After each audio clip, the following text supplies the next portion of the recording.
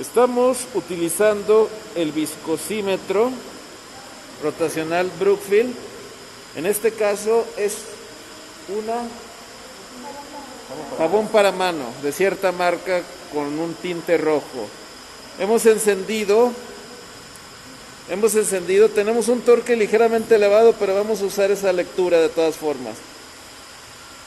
Lo que se hizo fue, se puso la aguja número 3, se reportará en el video la medida del diámetro.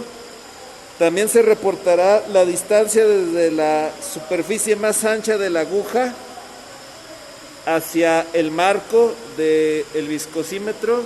Aquí se va a invertir un poco el video, perdonen. Aquí se va a ver. Es aquí. Como soy buen camarógrafo. Ahí está. Yo quiero ver esta distancia y obviamente el diámetro. Está girando a una velocidad de 20 revoluciones por minuto con un torque que ya se estabilizó y también la lectura en centipoise.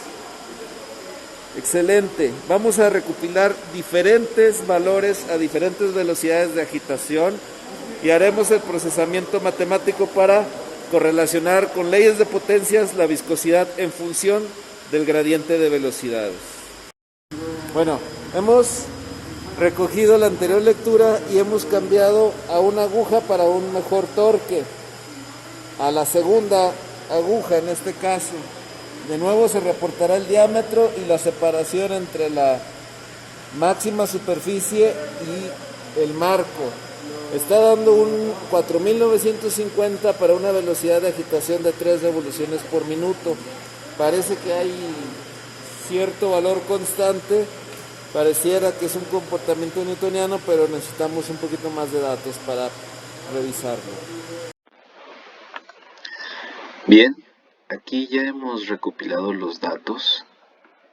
Tenemos que se han utilizado para los ensayos las 4 agujas. Estos son los diámetros y esta es la separación entre la superficie fija y la superficie móvil, en este caso la superficie de las agujas.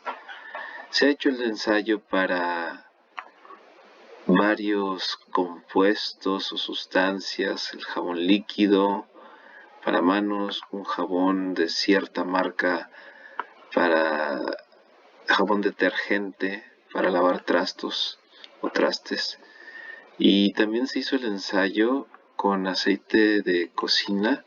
En este caso, pues nuestro modelo de potencias es que vamos a modelar a la viscosidad en función de precisamente el gradiente de velocidades en su valor absoluto o el esfuerzo cortante también podría utilizarse, pero en este caso utilizamos el gradiente de velocidades. Ese gradiente de velocidades lo vamos a modelar con una ley de potencias. Vamos a utilizar la nomenclatura que utiliza el libro de Wirth de fenómenos de transporte, pero esta ley de potencias se conoce como la ley de potencias Oswald de Weil y es fácilmente visible que nosotros podemos volver lineal esta relación al aplicar logaritmos. Esto significa que mediante una simple regresión lineal yo puedo correlacionar logaritmo natural de la viscosidad contra logaritmo natural de la velocidad o el gradiente de velocidades. Lo que yo suelo hacer es transformar primero la viscosidad a pascales por segundo. Esto es una operación relativamente simple. Lo único que vamos a hacer es nuestra medida, la vamos a dividir entre 1000, lo hago para todos los datos. A continuación, lo que voy a hacer es sacar el logaritmo natural y utilizo el valor en pascales por segundo, logaritmo natural de este número. Y lo hago para todos los valores. A continuación, debo de fijarme en el ensayo, qué aguja utilizó. Esto lo voy a hacer porque necesito calcular el gradiente de velocidades. Ese gradiente de velocidades lo voy a calcular en función de las revoluciones por minuto de giro, que es una velocidad angular. Transformaré esa velocidad angular de revoluciones por minuto, obviamente a revoluciones por segundo. Esa velocidad angular la voy a transformar en una velocidad tangencial. La forma en que lo voy a hacer es muy sencilla. El principio es muy sencillo. Se da una vuelta completa cada cierto tiempo. Esa vuelta completa es una distancia recorrida igual a pi por diámetro. Por ello utilizo el diámetro. Eso multiplicado por las revoluciones por minuto, y esto dividido entre 60 para que sean revoluciones por segundo, me va a transformar este dato a un valor en metros sobre segundo de velocidad tangencial. Esta velocidad tangencial es la diferencia de velocidades, porque nuestra aguja se está moviendo a cierta velocidad tangencial. Si yo lo veo, bueno, angular, que ya vimos cómo transformar. Si yo lo veo de esta forma, esta es la parte que se está moviendo en esta forma, pero eso genera una interacción con el fluido entre una superficie fija y una superficie en movimiento. Si lo veo de nuevo de esta manera,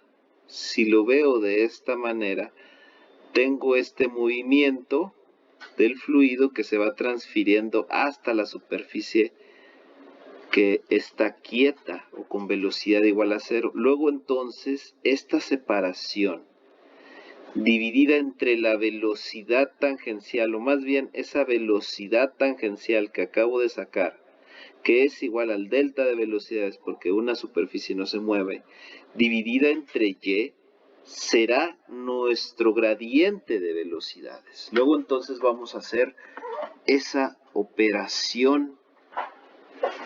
Vamos a hacer esa operación de la siguiente manera. Tenemos que ya calculamos la velocidad en metros sobre segundo. Tenemos que dividir esta expresión entre cada una de las distancias, que para la aguja 3 es 0.8, voy a fijar este valor, y arrastro los primeros 3 valores. Estos son para la primera aguja que se utilizó, que es la aguja 3.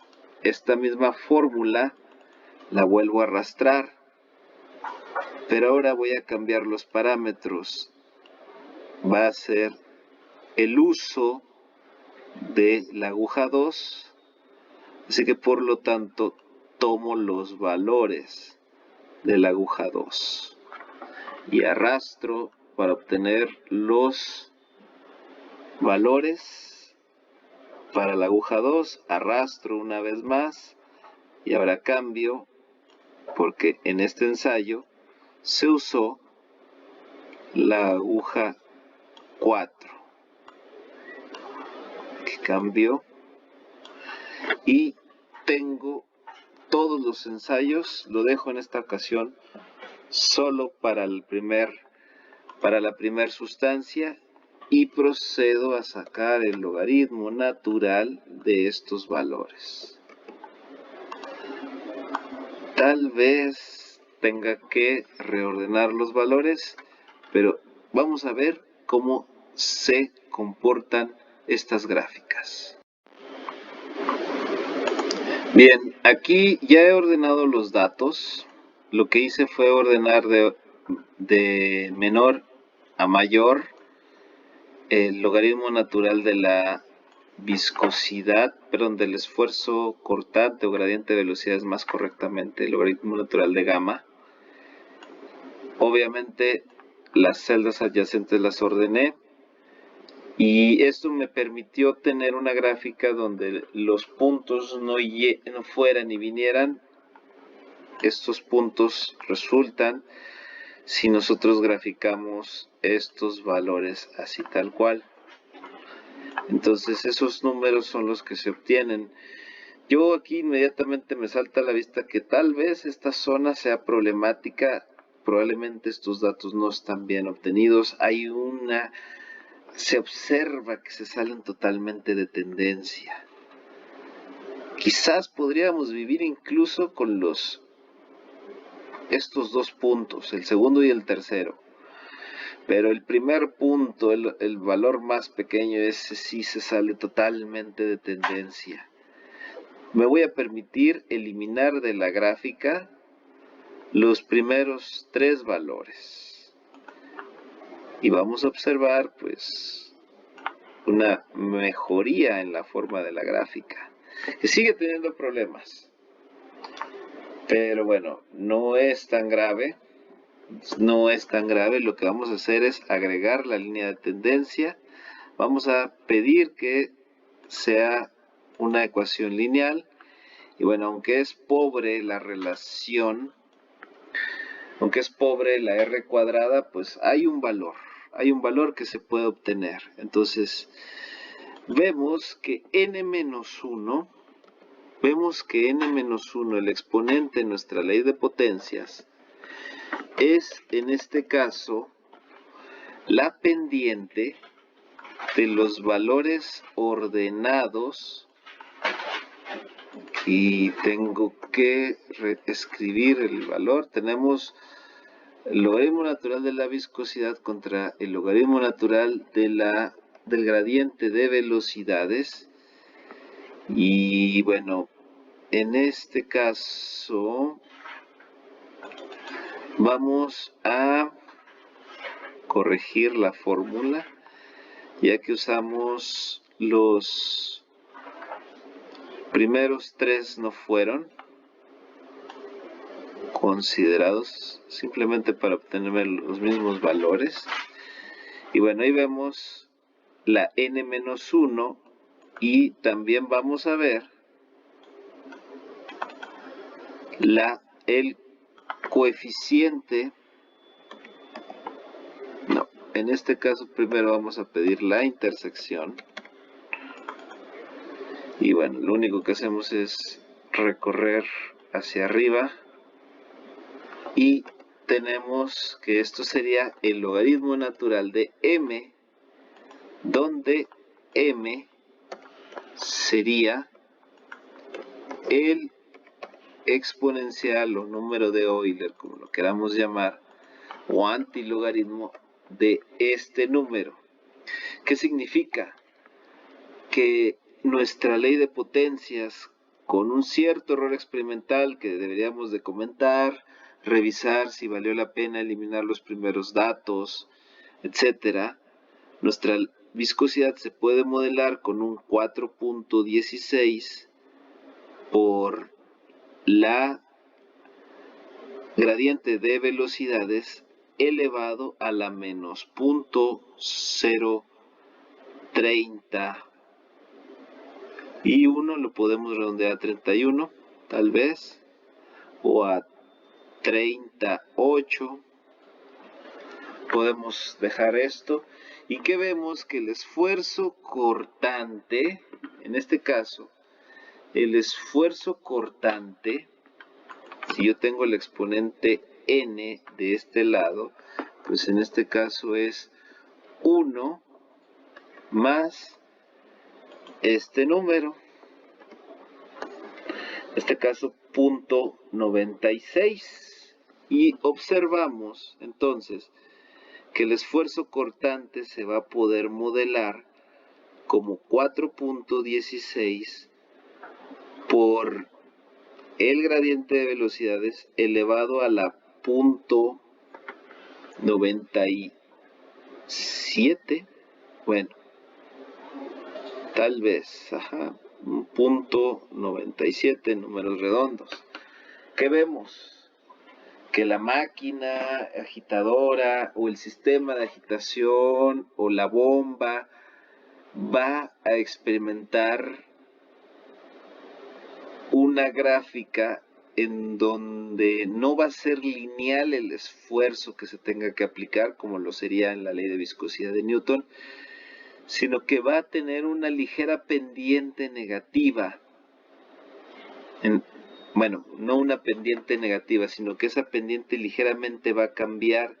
Si yo tuviera la gráfica, se comportaría algo así. Si yo graficara esfuerzo cortante tau contra gamma, gradiente de velocidades, a diferencia del comportamiento ideal que voy a representar aquí en rojo, que seguiría la ley de viscosidad de Newton, tal vez algo así. Hay esta desviación, que aquí estoy exagerando, pero tiene ese comportamiento. Es a grosso modo la interpretación que tenemos que dar de esta sustancia de jabón líquido para manos. Entre ellos hay agua, hay glicerina, hay elemento saponificador. Entonces hay que revisar bien esta información del componente y con un análisis un poquito más exhaustivo poder explicar este comportamiento. Es ligeramente no newtoniano. Spoiler, el aceite, también ustedes lo observarán a partir de la hoja de cálculo, el aceite tiene un comportamiento newtoniano. Les dejo de tarea que ustedes en sus comentarios me digan qué hay con el detergente líquido para trastes. Esta ha sido una breve reseña de cómo se procesan estos datos, esta información. Les agradezco mucho por ver el video completo.